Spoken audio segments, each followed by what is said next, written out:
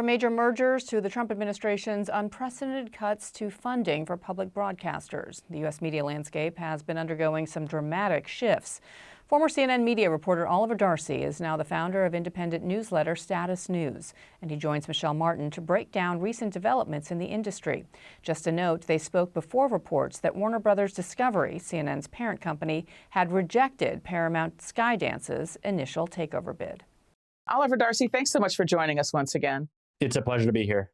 Now, we've called you because there's just been a flurry of headlines about the media in the last couple of weeks. I mean, the suspension of Jimmy Kimmel, putting Jimmy Kimmel back on the air, the talk of a merger between the parent companies of both CBS and CNN, new leadership at CBS. Just looking at this kind of whole menu of things that you've been covering, what are some of the most important headlines that we should be aware of? There is a lot going on right now, and I think the big story right now in media is consolidation, mergers, and the political pressure that these companies are under. And that's kind of the through line that you're seeing right now. A lot of these media companies, they want to get bigger so they can compete with the big tech titans. And to do that, they have to do deals, and those deals need to be generally approved by the federal government. And that's given Donald Trump and his administration a lot of leverage to extract demands from these companies. And so you're seeing this manifest in different ways. One was Jimmy Kimmel's suspension. And that's because the FCC chairman, Brendan Carr, threatened basically the station groups that own the ABC affiliates. And they have a big deal before the government, a $6.2 billion deal that they want Brendan Carr to approve. And so you saw them fall under pressure and then take Jimmy Kimmel off the air for a little bit. You mentioned, I believe, what's going on over at Paramount with CBS and CBS News. And that was another deal that required Brendan Carr's FCC approval. And so you saw a number of concessions made to this administration, whether it was placing an ombudsman, who's now a MAGA, follower. He's the ombudsman of CBS News, and he'll review complaints of bias, to a number of other changes that were made. And some people would say the cancellation of Stephen Colbert's show was related to get this deal done. And so the through line here is these companies need to do deals. The government needs to approve these deals, and they're really then at the mercy of the government, and they are making concessions that are impacting how we, consume information and how the culture is shaped. So there's new leadership at CBS. Let's talk about CBS. A person named Bari Weiss has been installed as the editor-in-chief of CBS News. First of all, just tell us a little bit about who she is and what are her qualifications for this job. Yeah, she's an interesting media figure. It's very difficult to put her in a political box, but I would say she is someone who is very anti-DEI, right? She's anti-woke. Not really sure how to describe her other than that. She's staunchly pro-Israel. So she's taken a number of very, passionate stances.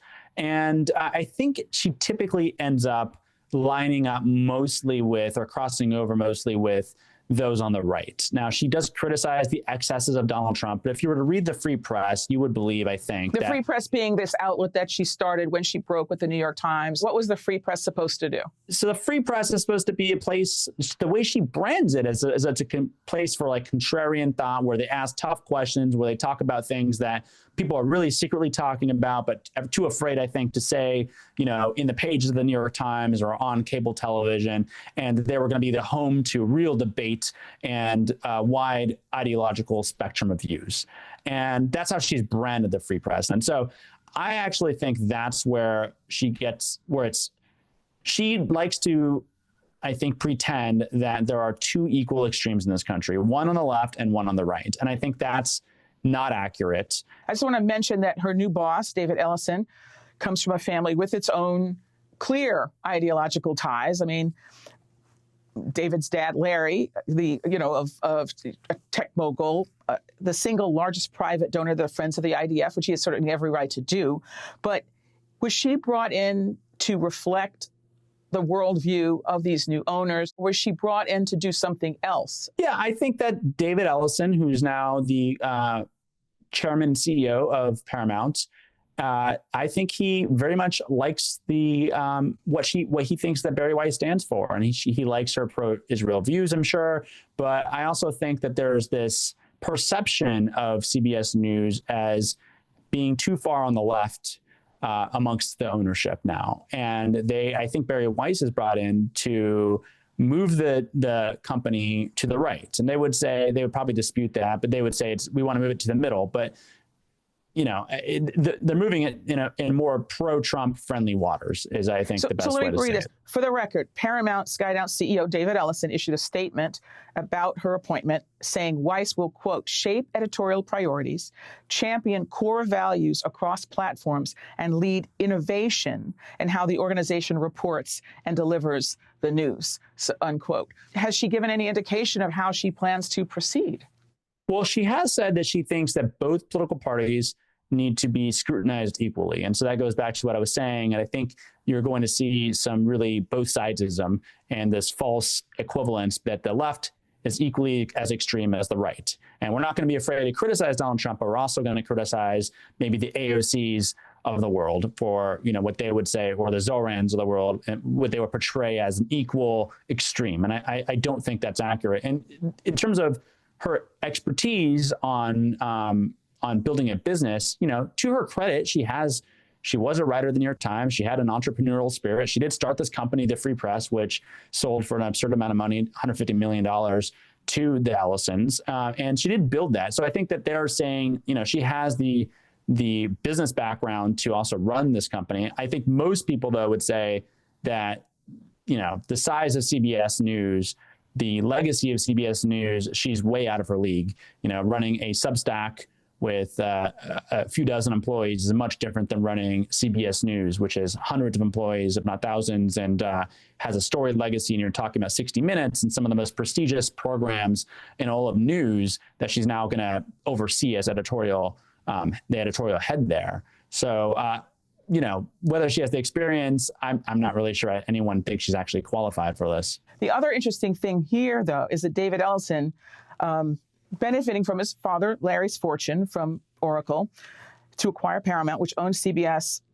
The father-son duo are now eyeing Warner Brothers Discovery, which owns CNN. This program airs on CNN, and HBO.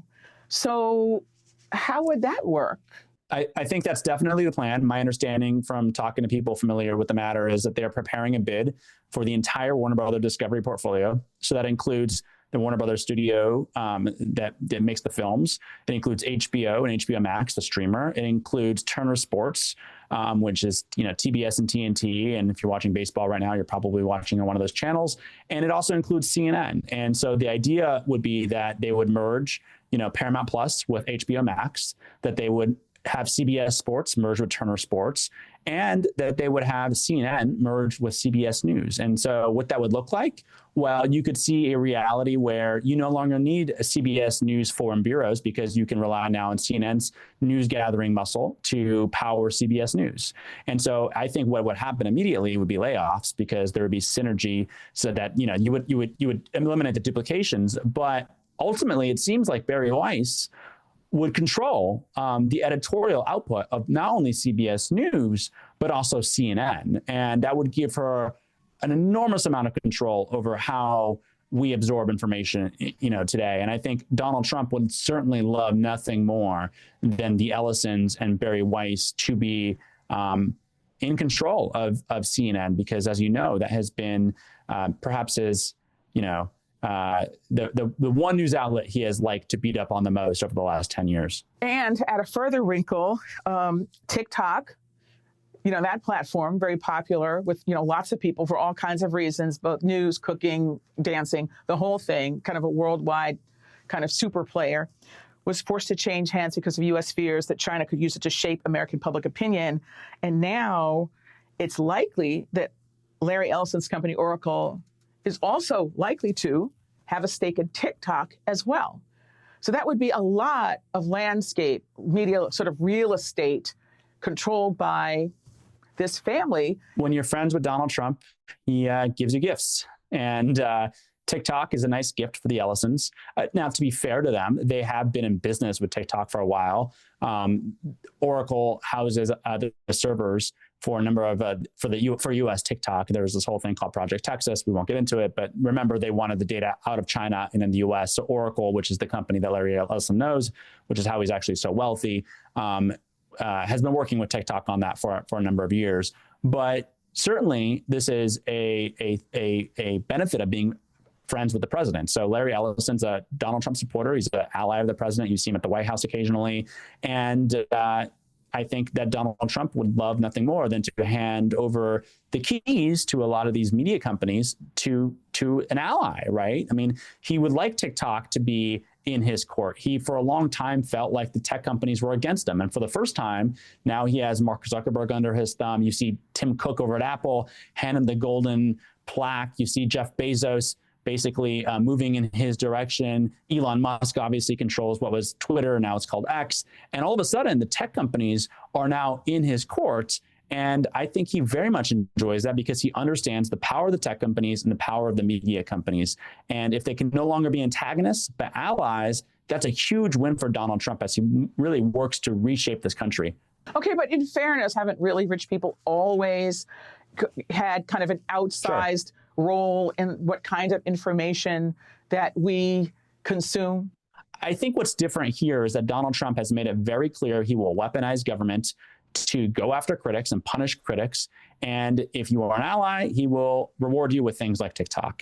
And so what does that mean? It means that if Jeff Bezos is competing with government contracts for things like Amazon Web Services or Blue Origin, which is a space company against SpaceX, and he wants those, well, he better be friendly with Donald Trump, because if he's not, those contracts are going to Elon Musk, or those contracts are going somewhere else, to Microsoft maybe, whoever's friendly with them. And so you're seeing these billionaire tech owners for the first time really just overtly bend the knee. And this did not happen during the first administration, where there's a lot more hesitancy. So where's the news going to come from? There are a lot of conservatives who believe that national media in particular do have a liberal bent, and they feel that it's just entirely fair to have alternate outlets that present alternate points of view.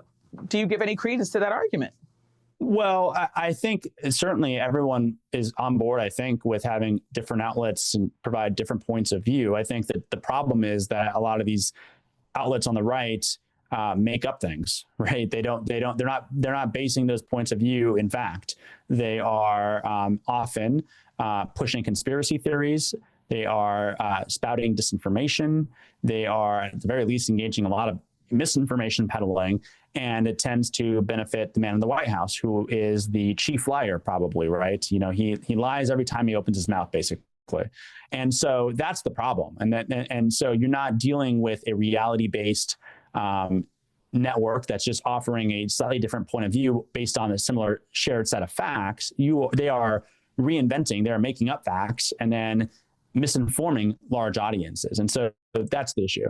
I do feel like I need to mention, I'm sure many people probably know this, that Congress recently approved major cuts to the Corporation for Public Broadcasting and rescinded federal funding for PBS and, NPR, obviously places that I'm affiliated with, and local stations which are now at risk. You recently testified before Congress about some of these issues. And you talked a little bit about your difficulties as a small publisher protecting yourself from defamation lawsuits. And you said that chilling of speech is one of the first signs a democracy is beginning to decay, which are pretty strong words if you think about it. So what led you to that conclusion? Why do you say that? Well, I think it's obvious that when aspiring authoritarians are seeking to seize power, they do not want dissent. And so they seek to chill speech. And you see this manifesting in a number of ways in this administration, whether it's Donald Trump and his, FCC chairman going after late night comedians who make fun of him, celebrating the cancellation of Stephen Colbert, certainly pressuring them to cancel. I mean, Trump called for Stephen Colbert to be fired. They canceled him, pressuring them to take Jimmy Kimmel off the air, pressuring them to take other comedians off the air.